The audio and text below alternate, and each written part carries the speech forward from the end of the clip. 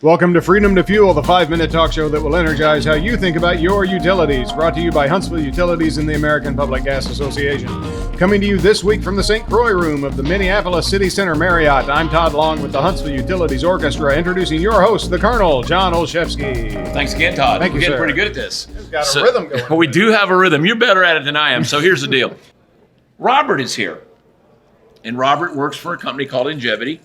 It's out of Charleston, South Carolina. Very involved in RNG, A&G, every G there is. But more importantly, Robert is become a friend of APGA. So I'm the managing director of Ingevity's A&G vehicle platform or vehicle program. That stands for adsorbed natural gas vehicles. We do something that I think is underappreciated and less familiar in the market, but really a strong newcomer in that our adsorbed natural gas vehicle platform really simply is a low pressure natural gas vehicle, which allows for three things. One is low cost fueling infrastructure.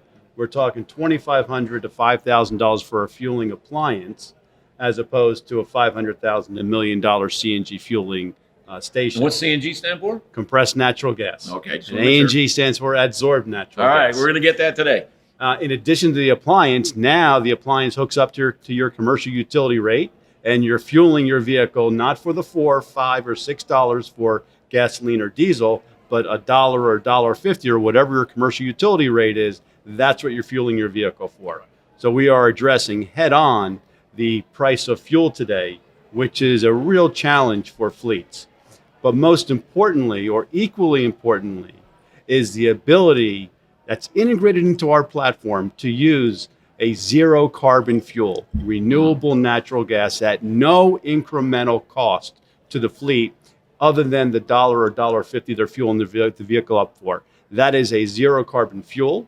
It gives fleets a opportunity to use a zero carbon vehicle. And that, by contrast, compares to an electric vehicle, which has about a 40 to 45% reduction in greenhouse gas emissions. So we're talking about 100% reduction versus a 40 to 45%.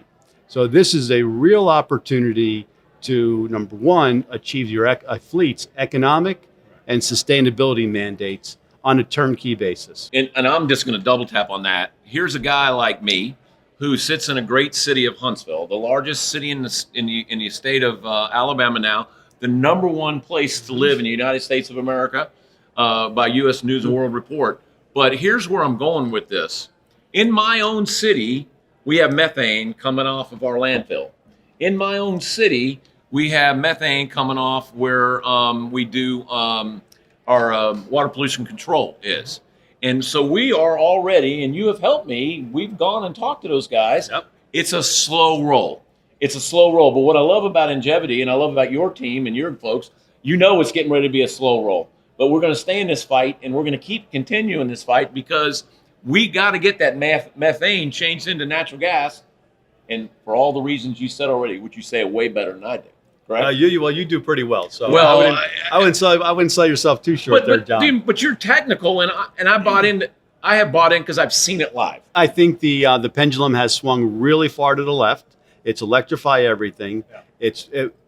But in terms of how to be most impactful, most immediately, is by not ignoring RNG. And as it relates to freedom to fuel, there needs to be a portfolio of solutions for every different application, depending on the vehicle utility, functionality, range, use, etc. And some will be electric, some will be RNG, some will be whatever the next technology is, and some will be CNG. We just want freedom to fuel. We just want to get. We want everybody. We want our consumer. We want our constituent. We want our taxpayers to have a choice.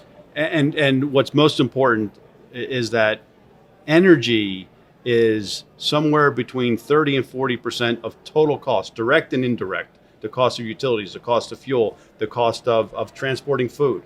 And this is a a great opportunity to address that issue, particularly for middle and lower income households. Wow. Second guy today that's talked about the middle and lower income. Right. Because very important. Absolutely. Second guy to talk about that today. So, Robert, appreciate your time with us today. No, thank you for having me.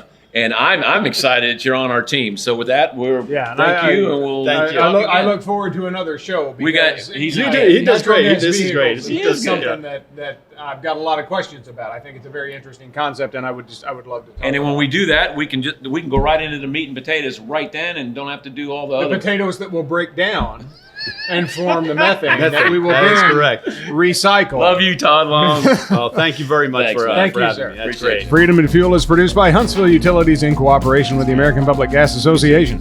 The views expressed by the host and guest do not necessarily reflect those of HU or the APGA. Our AV engineer is Amanda Tomzik Kemp with assistance from Chad the intern. Additional production elements provided by Jeffrey Long and Caitlin Williams, who brought me something to drink. If you have a comment or question, post it in the comments below. Apply only to the affected area.